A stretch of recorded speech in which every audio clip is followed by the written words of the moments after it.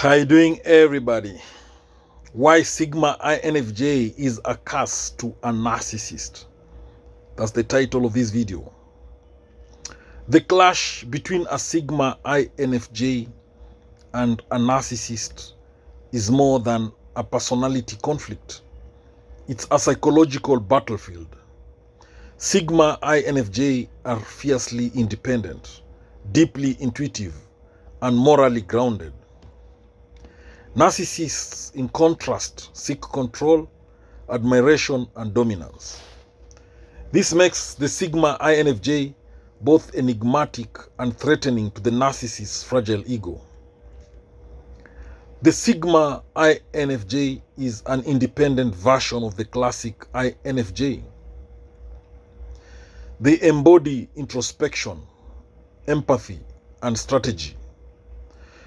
But unlike typical INFJ, they resist traditional social hierarchies and prefer walking alone.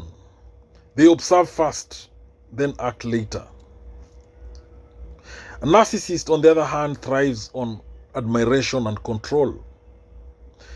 They often appear charismatic at first, but their need for dominance, validation, and manipulation defines them. Underneath the surface lies insecurity masked by arrogance. So, why is the Sigma INFJ attractive to narcissists? Narcissists are drawn to empathic, emotionally intelligent people.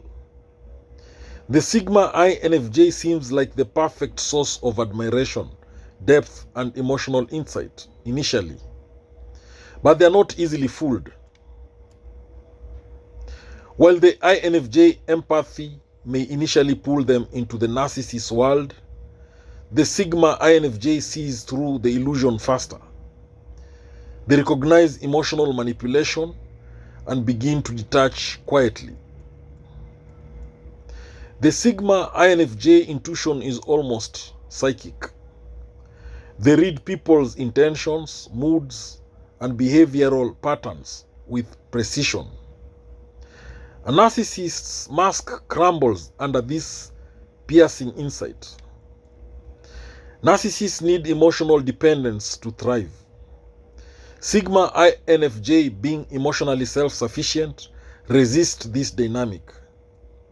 This frustrates the narcissist, who struggles to establish control. Narcissists use overt charm and manipulation. Sigma INFJ, on the other hand, silently observe and analyze. This quiet resistance is disarming and deeply unsettling to a narcissist. They don't need validation. The Sigma INFJ doesn't crave external validation. This robs the narcissist of their favorite weapon: praise and withdrawal. They cannot bait or punish someone who is internally anchored. Unlike codependent partners, Sigma INFJ detach emotionally when they sense toxicity. This aloofness enrages narcissists who expect constant emotional reaction and attention. Sigma INFJ are firm on boundaries once they recognize manipulation. A narcissist pushing those limits find themselves blocked, emotionally or physically, without dramatic confrontation. The calm, composed demeanor of a Sigma INFJ in the face of chaos confuses and terrifies narcissists. Their inability to provoke a reaction is like a mirror reflecting their own emptiness. INFJ value truth and authenticity. Sigma INFJ wield truth like a sword. When they call out the narcissist, they do so with facts, insight, and poise, leaving no room for gaslighting. A narcissist thrives on emotional arguments and drama. The Sigma INFJ rarely engages. They observe, withdraw, and strategize, avoiding entrapment in emotional warfare. Sigma INFJ notice patterns. Repeated lies, manipulations, and inconsistencies are mentally catalogued until the picture becomes clear. They see through the narcissist long before confrontation.